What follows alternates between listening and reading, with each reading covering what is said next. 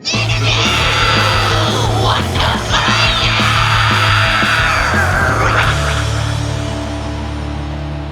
everyone, how's it going out there? This is Igor from Go Ahead and Die. You are listening to Interview Under Fire.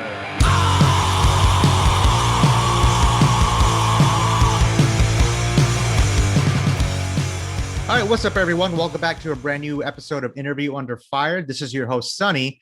This time, along with the mighty Igor Cavalera. Like I said before, always an honor having a Cavalera name here on IUF, and it's a household name.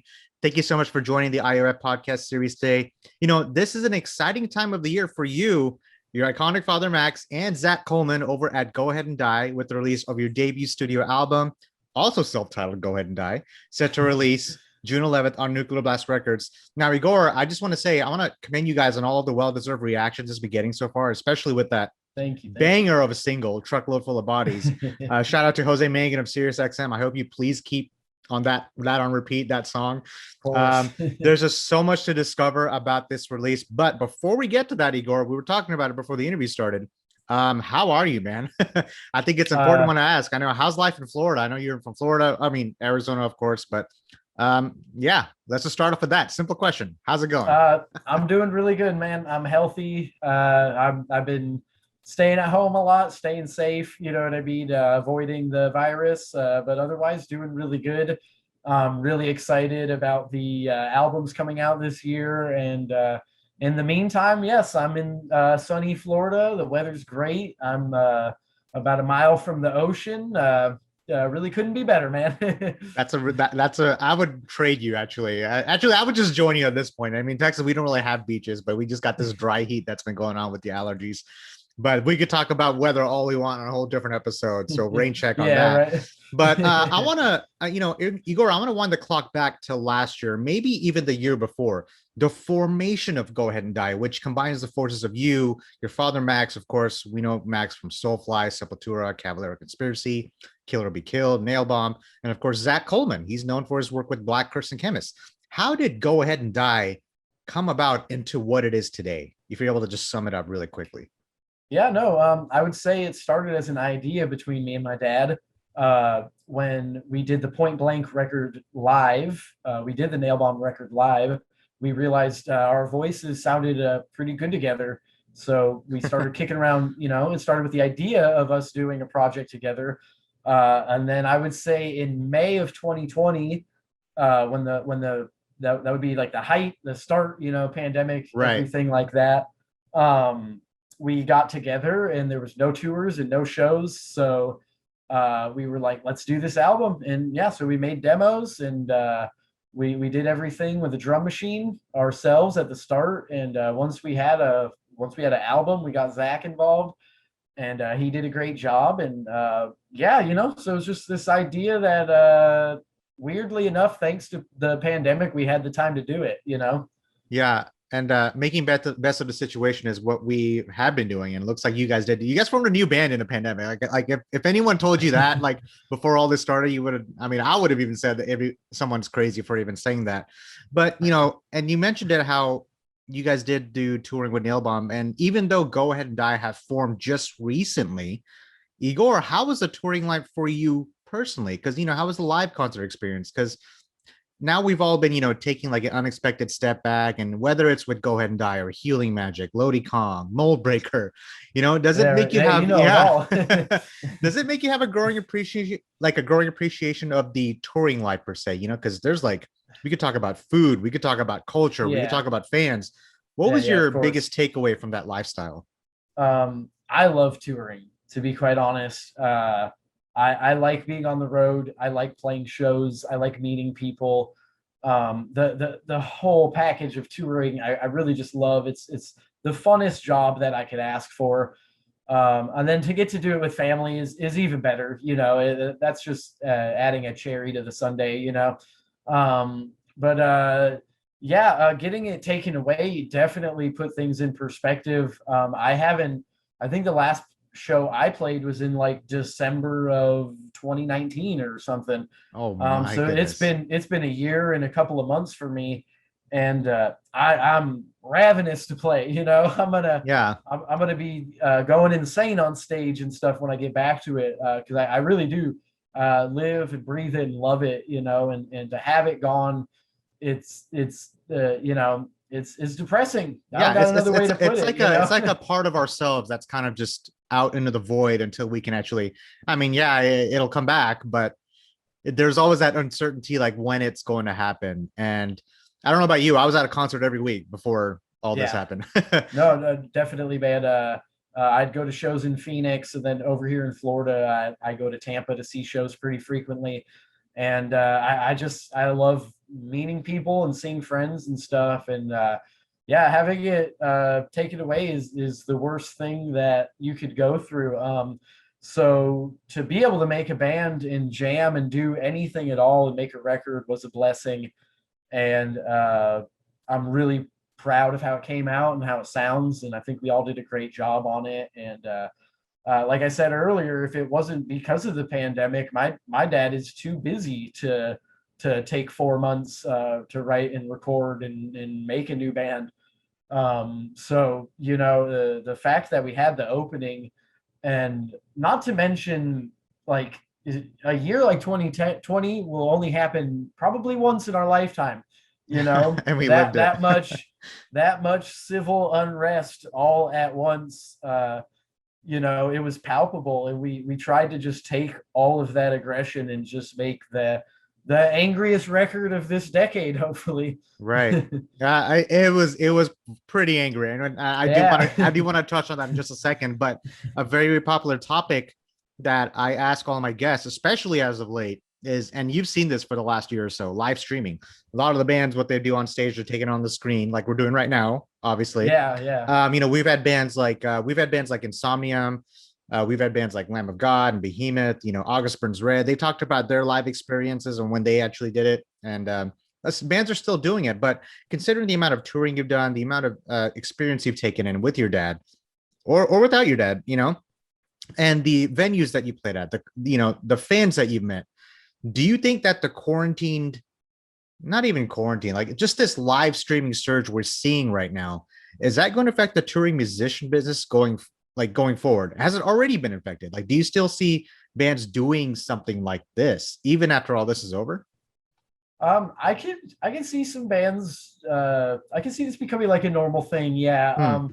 But I do personally think that fans and musicians will always prefer a live set. So to Oh, of me, course. it's one of those things of like, the live set will come first, and if for some reason we can't get together or we're busy, digital shows, I think will stay a thing for other outlets of music too. Like, I imagine for a DJ or an electronic artist, it's much easier to just do a digital show because the live instrumentation doesn't matter as much and stuff like that, you know. So Yeah.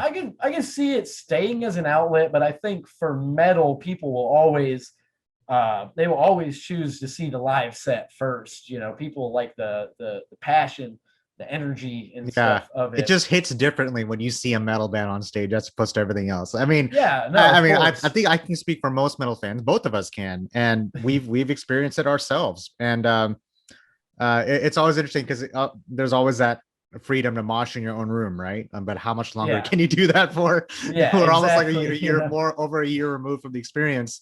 Um, but anyway, Igor, we talked about everything from head to toe. Let's talk about that debut album. Comes out June 11th on Nuclear Blast Records. Good Lord.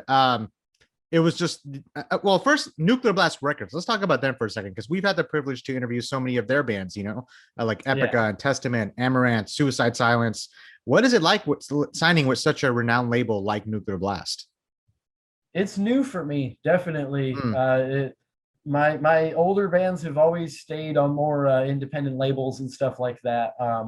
So to get this huge like release, you know, they're doing vinyl, CD, streaming, cassette, even, all this press. You know, I've done interviews and done stuff on the road, obviously, but since Go Ahead and Die started, I'm doing 5, 10, 15 interviews a week, And it's really new for me, and I'm cool with it. I like it. I think Nuclear Blast is doing a great job. Everyone I've worked with so far from there has been really nice and cordial, and they listen to my ideas, and they respect me and stuff. So it's really all I could ask for. And to me, I've been doing music a long time, so it is really just the logical next step. I know it's kind of a trope of like, oh, don't go on a major label, don't do this, but realistically, that's what every musician should strive for, and you want to be successful. And I want to do this for a living. I don't wake up in the morning and want to work. I wake up and I want to play music and do stuff like that. And so my ultimate goal is to be successful and be on a major label. And if that's Yeah. selling out, then I'm sold the fuck Not out. You know not what I mean? at all, Like, man. Here's the thing. Nuclear Blast, I mean, the people that I mean, Nuclear Blast is just gracious. I absolutely love working with them. And the thing about that is they're an independent label, even though they're big. They yeah. started small because they have a Mhm. passion for what we love to do. If we wouldn't be here today, maybe if it wasn't for Nuclear Blast. That's another way to put it. So I think Yeah. that's goes hand in hand. Now with this record, I was gonna say before I interrupted myself talking about Nuclear Blast, it was just a perfect blend of death and thrash elements, mix of even old school late 80s era, even metal punk style with a modern twist to it. It was very raw, urgent, it was unrelenting, it was shocking. Like, this was as good as it gets. From songs like the single Truckload Full of Bodies to Ice Cage to Punisher to the title track to Roadkill. This is quite the debut, Igor. And if you're going to release a debut record, this is how you do it, and you do it well. Okay, I'm gonna stop talking here because I can't. I'm gonna let you take the reins here. And you said it yourself. It was like a riot breaking through your window. You said that. Yeah. So, how much did things change from when you first started composing on this record to where you ended up finishing it? Did a lot change in between? Did nothing change? Was there already a specific sound you guys knew you wanted with Go Ahead and Die? Well, from the start, we definitely had like a vision.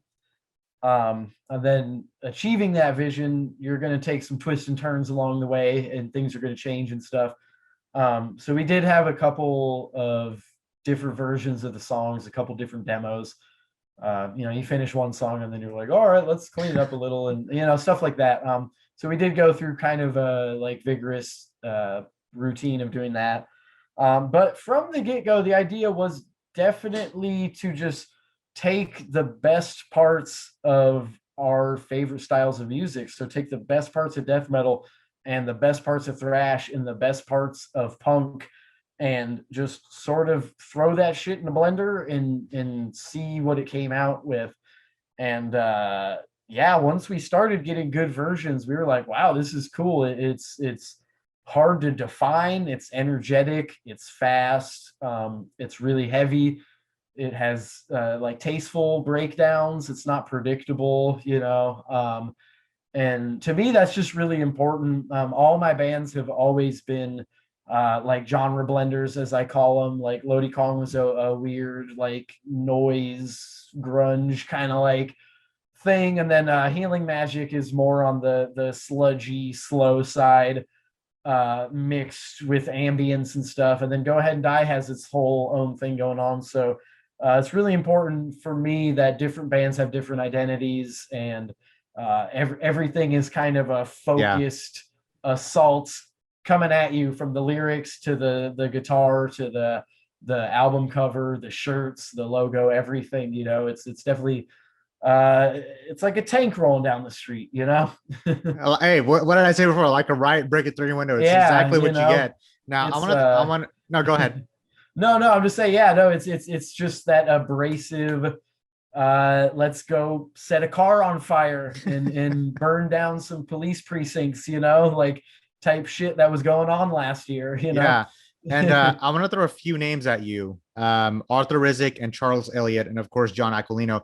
Now, this was mixed by Arthur Rizek. He's known for his work with Power Trip, Zabalba, Chromax, Cavalera Conspiracy. And then you had Charles Elliott engineer it. He captured like the sessions with the help of the Platinum Underground Studios. That's John's studio. Yeah. And so I want to ask, I'm sure there was a sense of comfortability for you, Igor, and everyone involved, knowing that you had those guys working on the record with you? Yeah, it was good. It was interesting. I think like any recording, there's a little bit of chaos. That's always a factor. I Mhm. think as many records as you do, there's always going to be a little bit of craziness.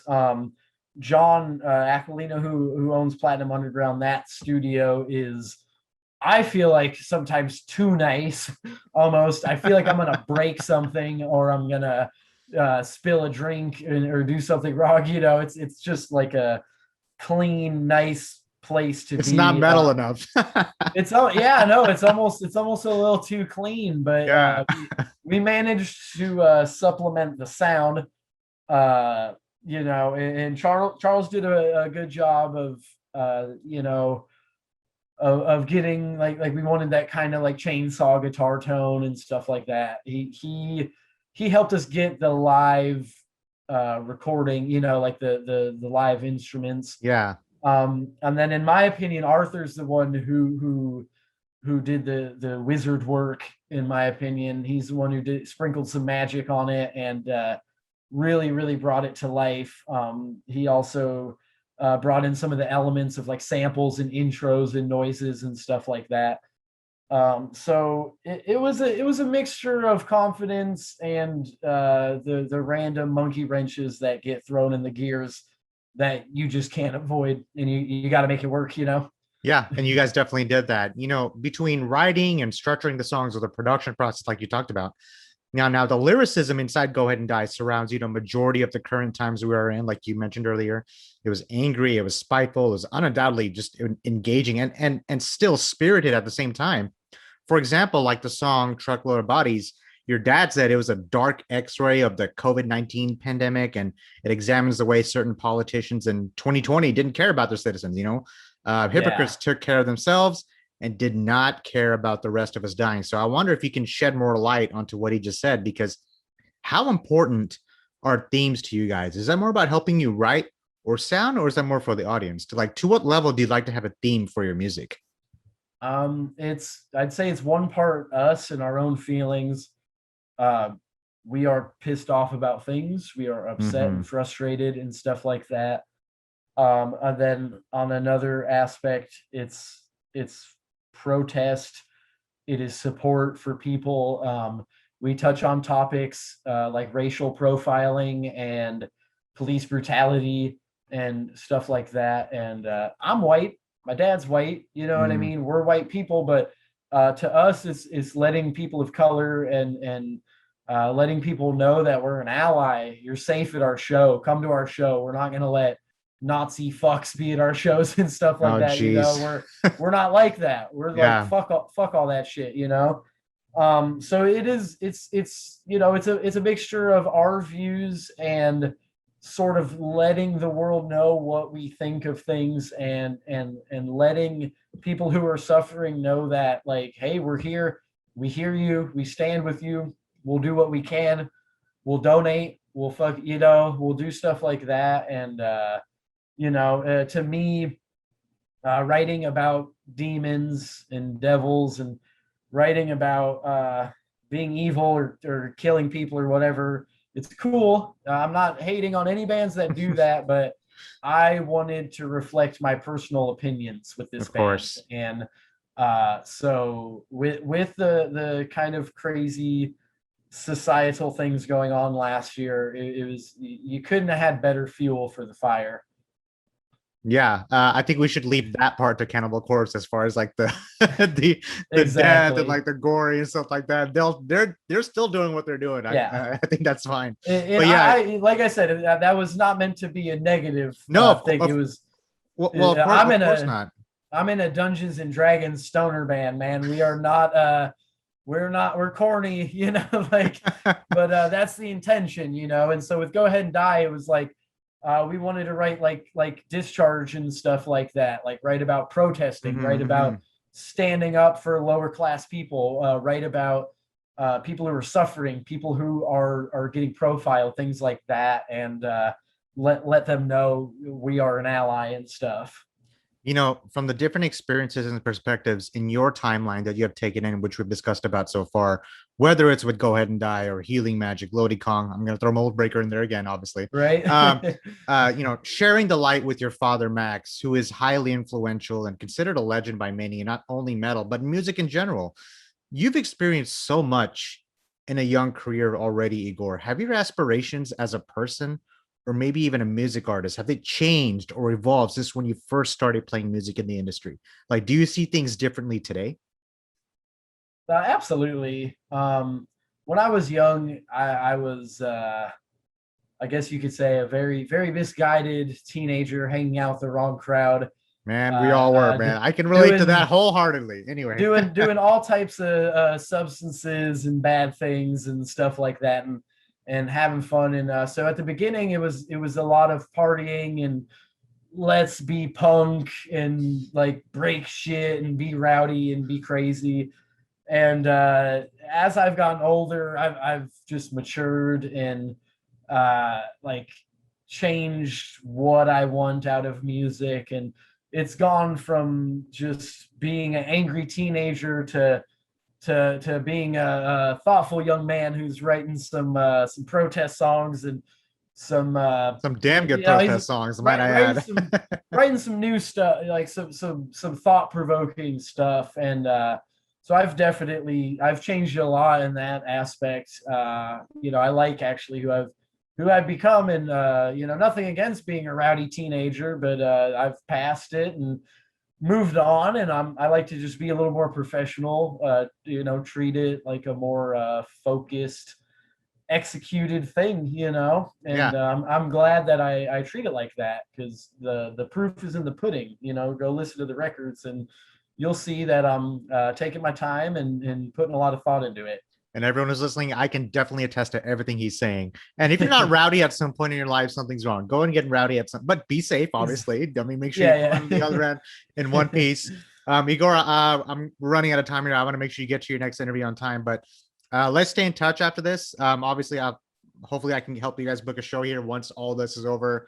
See you and your dad here once again here in Dallas. But do you have any last words, any shout outs, anything you'd like to plug in or mention as far as Go Ahead and Die and anything else in between? Maybe even live stream? Have you guys even thought about something like that going forward? There may have been something, okay, but okay. No. If you can't say it, don't worry. Confirmations on nothing yet. You might be seeing us playing some songs in the future. Otherwise, just keep your eyes open for the record. Pre-order it if you can. We want to tour Go Ahead and Die. We want to play live. We want to bring it around the world for people to see and experience. Same goes for my band Healing Magic. Please give us a check. Check us out, whatever. We have an EP out, another full-length album coming out later this year with that band. So we want to tour, play shows, get out there. Check out both my bands. I have a couple horror novels too. A lot of people don't know that, but that's kind of what I do when I'm home from tour and what I've been doing during quarantine. Just give me a follow, check me out. I'm a busy guy. I'm constantly putting out content. So just try to keep up with all of it. That's all I can say. This is why I wish we had a little bit more time, because once you mentioned the horror novel, I was like, oh god, that's just going to open a whole different subject. We'll put that in. We'll do another one. We definitely will. Everyone who's listening, this is Igor Cavalera from Go Ahead and Die, and he said it just now. If you can buy the album, please do so, because the bands can't do it without your help. I still buy records that's in the corner of my room right now. I still buy them.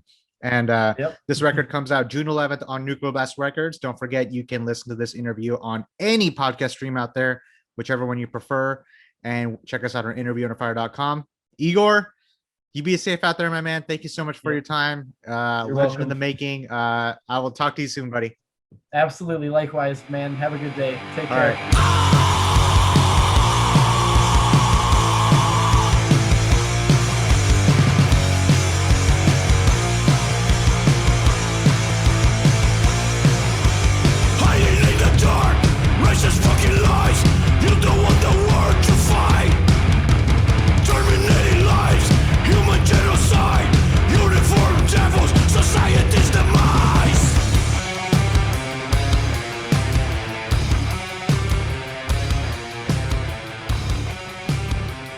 Hey guys, thanks for listening to Interview Under Fire podcast. If you guys liked what you heard, please subscribe and share our channel. And please leave a 5-star review, as that helps us tremendously.